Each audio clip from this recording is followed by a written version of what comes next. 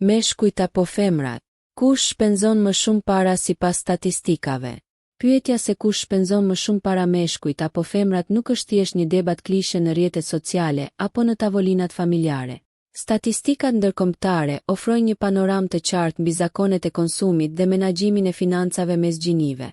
Sipas të dhënave të publikuara nga Bureau of Labor Statistics në SHB dhe analizave të tjera globale, rezulton se meshkujt shpenzojnë më shumë në total, me një mesatare prej $3.434 në muaj, krahasuar me $3.237 që shpenzojnë femra.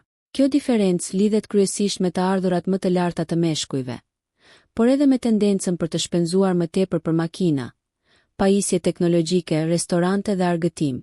Në anën tjetër, femrat dominojnë në shpenzimet për kujdes personal, shëndetësi, edukim dhe ushqim, kategori që lidhe me mirëqenien dhe nevojat bazike të familjes. Por ajo që e bën më interesante analizën është fakti që ndonse shpenzojnë më pak në total, gratë marrin rreth 85% të vendimeve të blerjes në familje dhe janë përgjegjëse për 89% të blerjeve të përditshme.